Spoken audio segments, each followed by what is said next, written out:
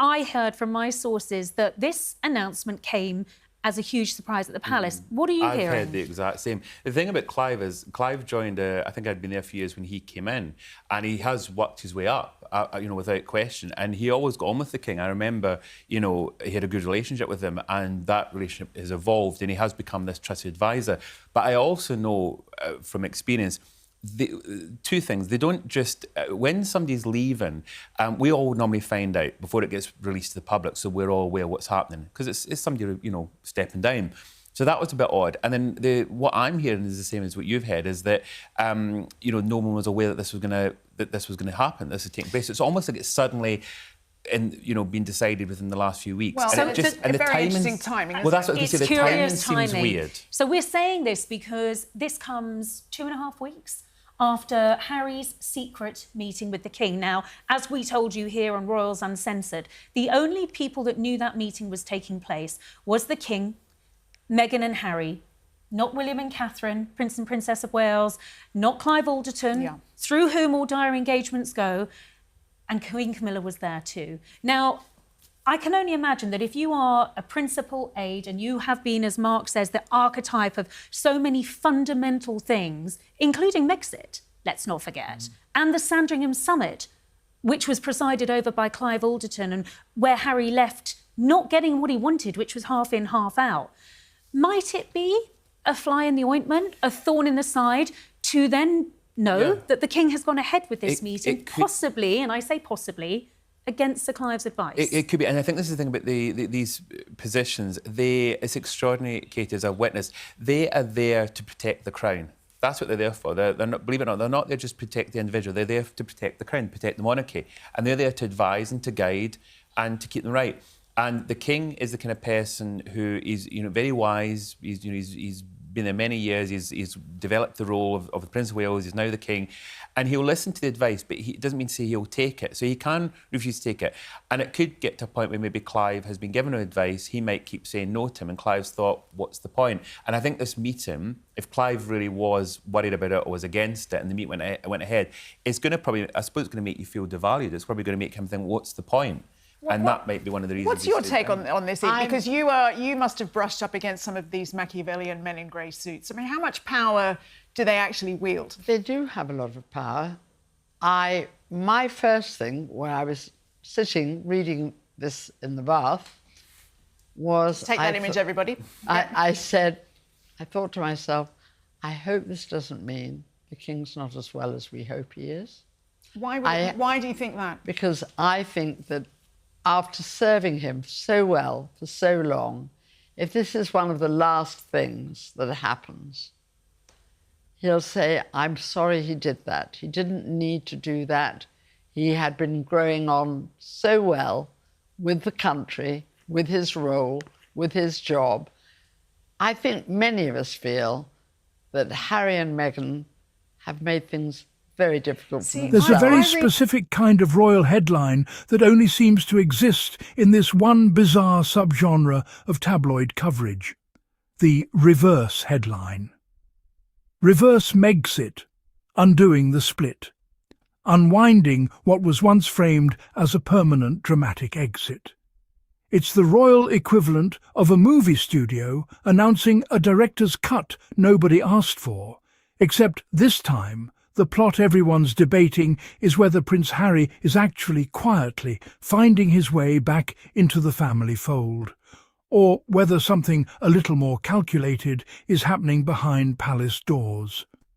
So tonight we're doing what we always do here, laying out exactly what's confirmed, what's genuinely still speculation, and letting you land wherever you land once you've got the full picture in front of you. Welcome back to Royal Truth Desk. If you're new here, this is the channel where we take these sprawling, multi-headline royal storylines and actually organise them into what we know versus what we're being told to assume.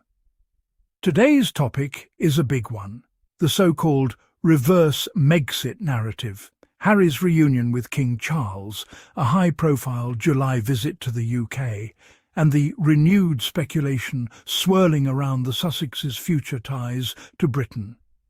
If that's the kind of even-handed breakdown you're after, go ahead and subscribe now, because there's a lot of ground to cover and we're not skipping any of it. Let's start with what's actually genuinely confirmed, because there's more solid ground here than you might expect, given how speculative some of the coverage has gotten. Harry has been extremely direct on the record about wanting reconciliation with his family. In a BBC interview last year, following the loss of his legal battle over UK security arrangements, Harry said plainly that he would love a reconciliation, that he'd forgiven his family for the things that led to their falling out, and that he didn't want to keep fighting anymore, adding that he didn't know how much longer his father has. That's about as direct a public statement of intent as you're going to get from a working member of this story, and it's worth taking at face value rather than assuming there's some hidden agenda buried underneath it. We also know, on the record, that Harry and King Charles reunited in person last September, their first meeting in quite some time, and that the two are now reported to speak frequently, according to multiple outlets. That's a real, tangible sign of at least some thaw at the top of this relationship, regardless of how the rest of the family dynamics are playing out. More recently, in July of this year, Harry made a high-profile return to the UK, marked by a private conversation with the King and a fair amount of public attention around the visit itself. Here's where things get more complicated, though, because that same visit also produced some genuinely awkward, confirmed friction. Reports describe a disagreement between Harry and Buckingham Palace over an offer for him to stay there during the trip, along with renewed tension over his long-running security arrangements. The same security dispute, in fact, that Harry has said is the specific reason his father won't speak to him at all in the first place. Separately, and around the same time, Harry issued a public statement accusing a High Court judge of running a whitewash after a ruling went against him, in his case involving alleged unlawful information gathering by journalists at the Daily Mail. Both of those episodes are confirmed on the record, and both complicate any tidy version of this story where everything's smoothly healing behind the scenes. So what about the reverse Megxit label itself? That specific phrase has been attributed to royal commentator Alison Boshoff, writing for the Daily Mail, describing what she characterises as the Sussexes actively working to walk back, at least partially, their original 2020 departure. It's a real published characterisation from a named commentator, which is worth noting, because it's not coming from nowhere. But it's also, importantly, still an interpretation and a label rather than a confirmed fact about Harry and Meghan's actual private intentions. Nobody involved has used that exact phrase to describe their own plans, and there's been no official statement confirming any kind of formal or negotiated return to royal life.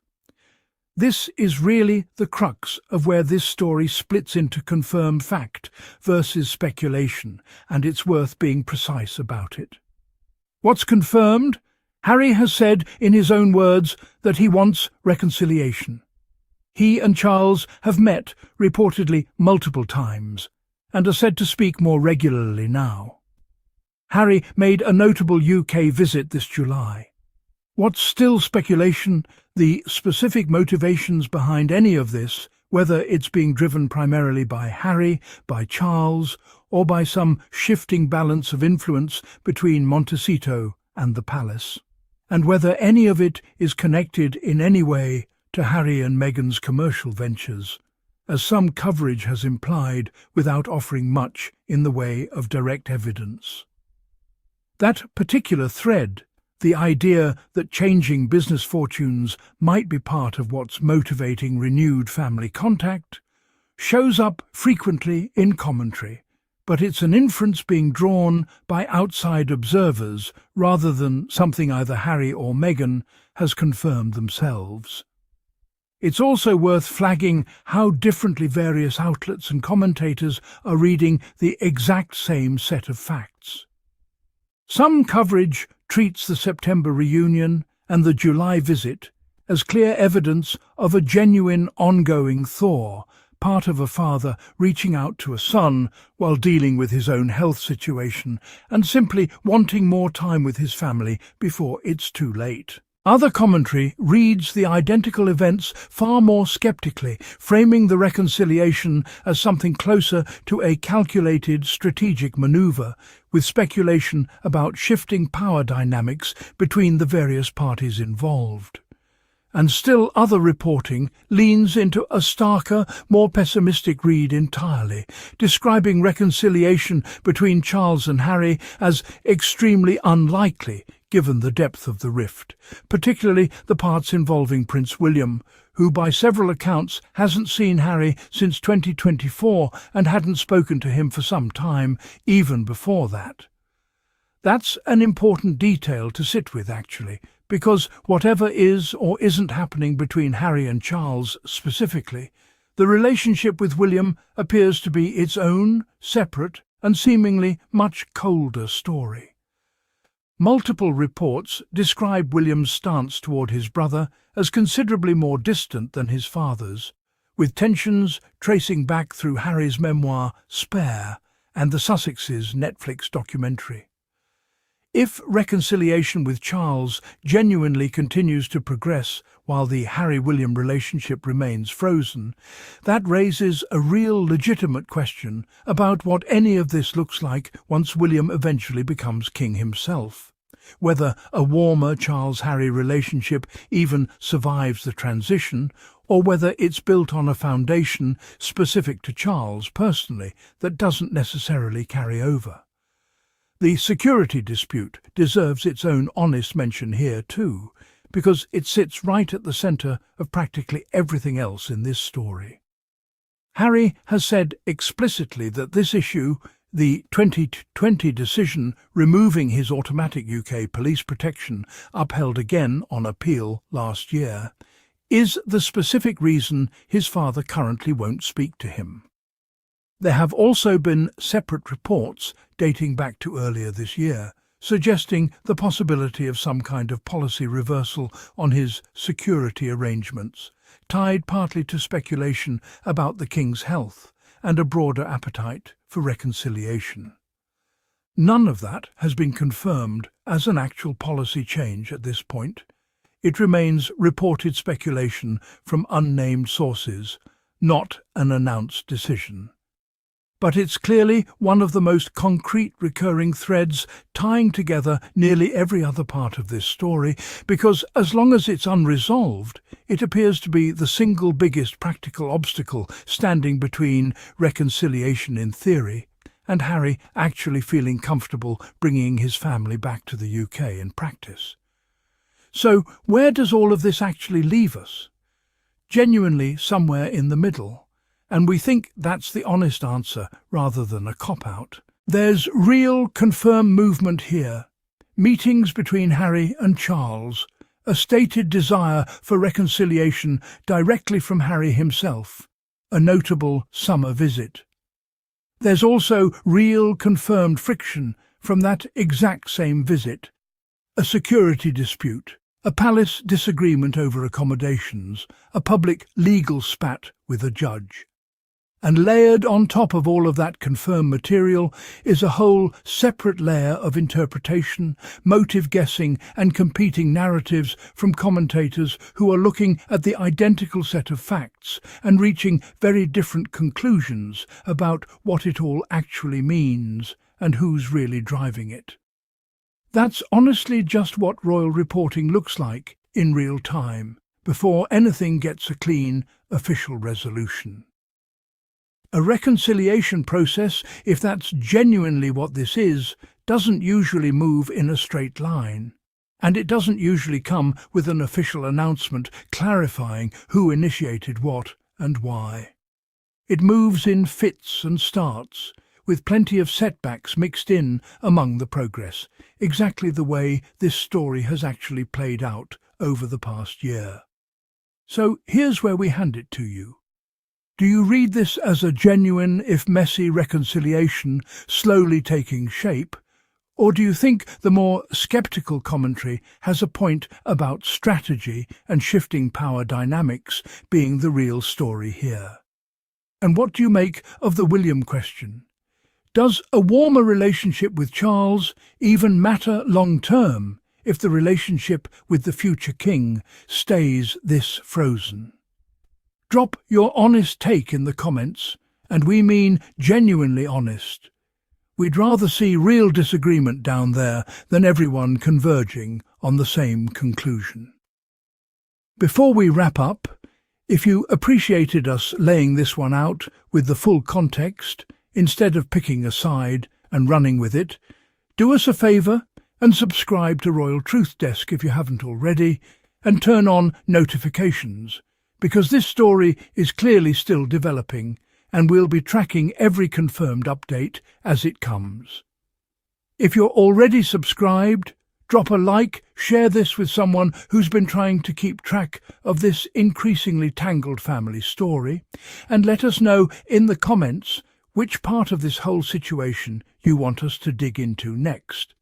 And as always, remember, a commentator's label, even a well-sourced one, is not the same thing as a confirmed fact. And a family quietly working things out rarely looks as clean or as deliberate as the headlines describing it. Stay balanced, stay curious, and we'll see you in the next one. Thanks so much for watching Royal Truth Desk.